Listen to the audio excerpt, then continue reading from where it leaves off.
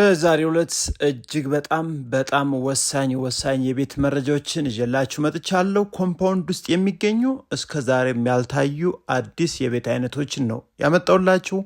ዋጋቸውን ተደራድራችሁ መግዛት ትችላላችሁ። ፋይሎችንም በደንብ አጣሩ። የሚገኙበትን አካባቢ ዋጋቸውን፣ ካሬያቸውን ሙሉ መረጃ ነግራችኋለሁ። እናንተም ላይክ፣ ሳብስክራይብ እንዲሁም ሼር እያደረጋችሁ እስከ መረጃው ፍጻሜ አብራችሁን ቆዩ።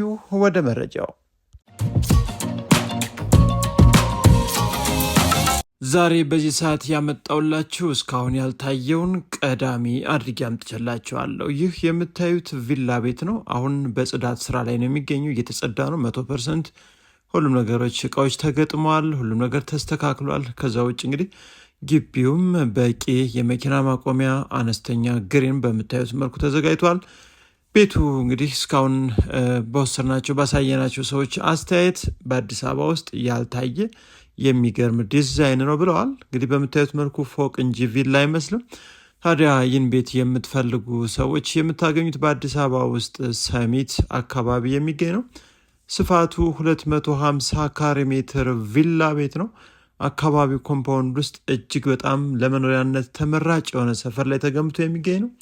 የቤቱ አጨራረሱ እንግዲህ ጥሩ ተደርጎ በአብዛኛው ማለት ይቻላል እስካሁን የተጠቀማቸው የፊኒሽንግ እቃዎች በጣም ቆንጆ የተባሉ ሴራሚኮችን እንዲሁም የመብራት ስራ የፓርቲሽን ሁኔታውም በጣም ጥሩ ተደርጎ አልቋል ማለት ነው።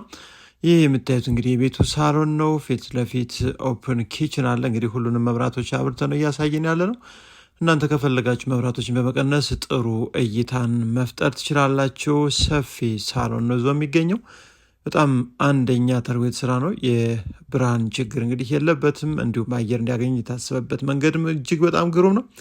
በዚህ ሳይድ ወደ መኝታ ቤቶቹ ከውጭ በር የምትገቡበት ሲሆን እዚህ ላይ እንግዲህ በግራና በቀኝ የተለያዩ መኝታ ቤቶች አሉ።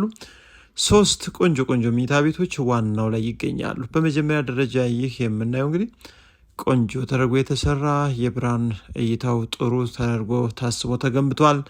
የቤቱ ትልቁ መኝታ ቤት ሲሆን ፊት ለፊት የምታዩት መልኩ ቁም ሳጥን ተገጥሞ ነው የሚገኘው። እዚሁ እንግዲህ ሁሉም ነገሮች የውስጥ ባኞ ቤትም በጥሩ ሁኔታ ተዘጋጅቶለታል። ባኞ ቤቱ እንግዲህ ይህን ይመስላል። ሻወር ቦክስ ተገጥሟል።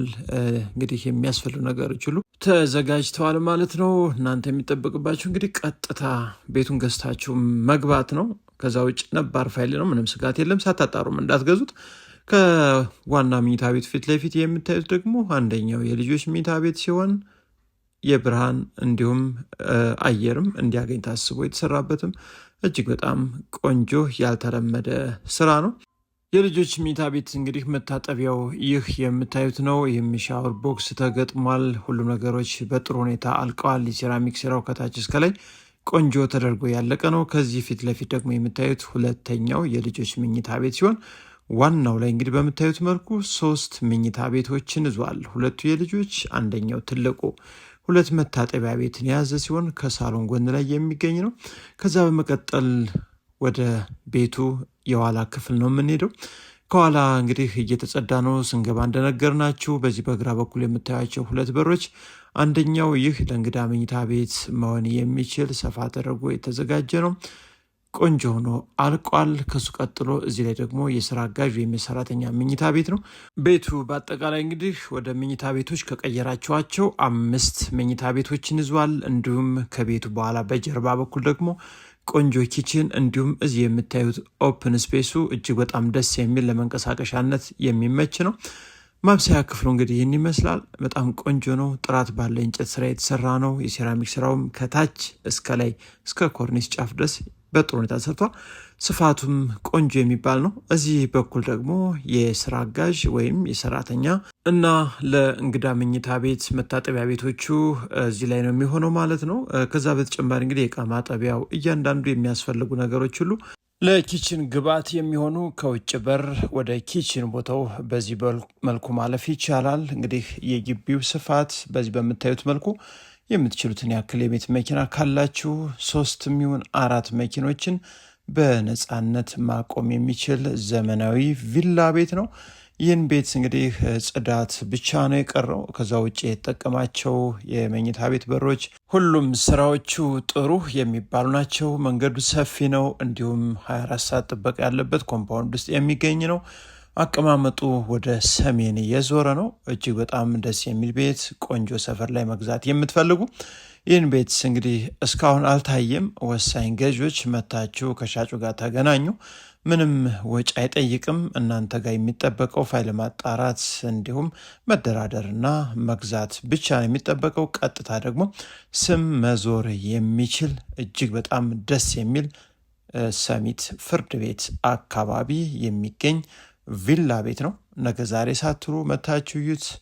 እጅግ በጣም ደስ የሚል ቤት ላይ መኖር የምትፈልጉ ካላችሁ ነገ ዛሬ ሳትሉ ይህን ቤት ሸምቱትና የግላችሁ አድርጉት። በተጨማሪም እንዲህ አይነት ቤቶችን መገንባት ለምትፈልጉ በሰሚትና በፊጋ እንዲሁም በሴሚሲ አካባቢ ነባርና ዲጂታል ካርታ የያዙ ቆንጆ ቆንጆ ፋይል ያላቸው ቦታዎችን እንዲሁም ሌሎች ሌክዠሪ የሆኑ ቤቶችን በፎቅ ደረጃ የሚሆን በአፓርትመንት እንዲሁም በቪላ ቤት መግዛት የምትፈልጉ እዛ አካባቢ በርካታ ቤቶች አሉ። እየመጣችሁ ማየትና መግዛት ትችላላችሁ። ወደ ሌላኛው የዕለቱ መረጃ ልውሰዳችሁ። ሌላኛው እና ሁለተኛው የዕለቱ መረጃችን እንግዲህ እኔ ብር ቢኖረኝ የምገዛውን የቤት አይነት ላሳያችሁ። ወሳኝ ገዥ ካላችሁ ነገ ዛሬ ሳትሉ መታችሁ እዩት። ይህ የሚገርም ኮምፓውንድ ውስጥ ያለ ቤት ነው። ኮምፓውንድ ይህን ይመስላል። 24 ሰዓት ደግሞ አስተማማኝ ጥበቃ ያለበት ሰፈር ላይ የሚገኝ ቤት ነው። እንግዲህ 250 ካሬ ሜትር በቀኝና በግራ የሚገኝ ይዞታ ነው።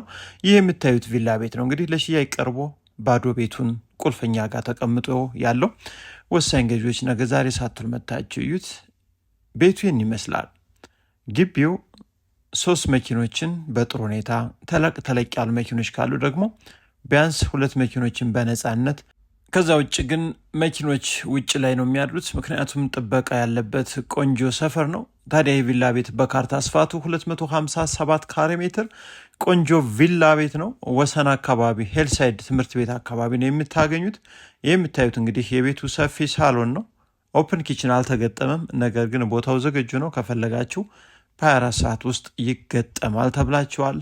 ስለዚህ ይህን ቤት የምትፈልጉ እጅግ በጣም ጥራት ባለው ሁኔታ የተሰራ ነው። ልቅም ጽድት ብሎ ምንም አይነት ወጪንም እንዳታወጡ ወጪ እንዳይጠይቅ ተደርጎ ነው ለሽያጭ ቀርቦ የሚገኘው።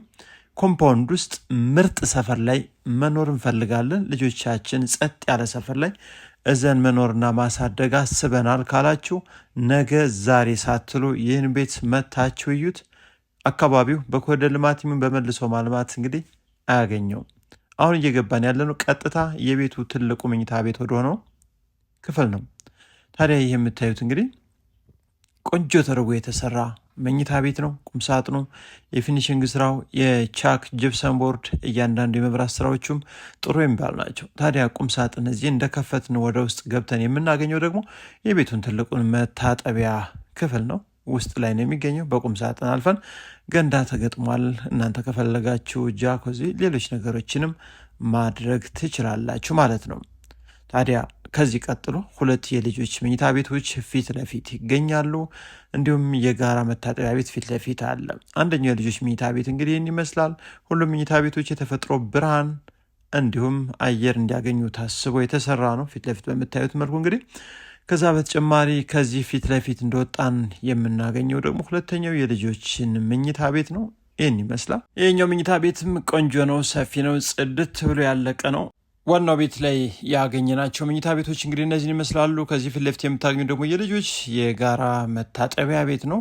እንግዲህ ምናልባት እዚህ ላይም የምትፈልጉትን ነገር ካለ መቀየር ትችላላችሁ። ነገር ግን ለቤቱ ያስፈልገዋል ሊሆነዋል ተብሎ የተዘጋጀው ነገር ሁሉ ቆንጆ ነው ብለን እናስባለን።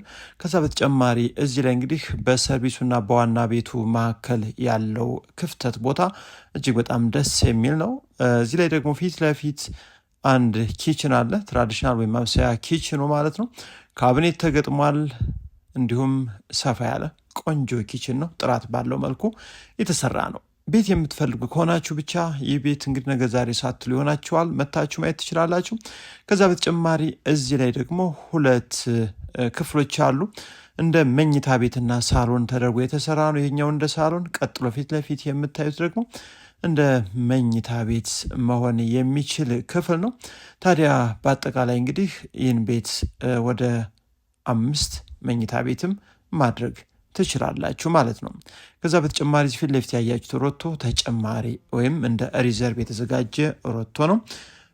ላይ ደግሞ 2000 ሊትር ታንከርም አለው። ከዛ ውጭ ከውጭኛው ግቢ ቀጥታ ወደ ሰርቪስ ቦታ ላይ በዚህ በኩል ማለፍ ትችላላችሁ።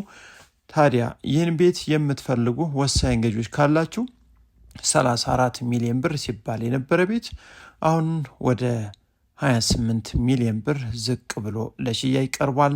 እጅግ በጣም 100% የምትወዱት አንደኛ የሆነ ሳይት ላይ ለሽያጭ የቀረበ ቪላ ቤት ነው። በወሰን ሄልሳይድ አካባቢ አሁን 28 ሚሊዮን ብር ለሽያጭ ቀርቧል። እዚህ ላይም አንድም ሁለትም የቻላችሁን ያክል እኛም አብረን ታግለን አስቀንሰን የቤቱ ባለቤቱ ነው። ነባር ፋይል ነው፣ ዲጂታል ካርታ ነው። ስትገዙም እያንዳንዱን እያጠራችሁ ሸምቱ። ሰላሙ ነው።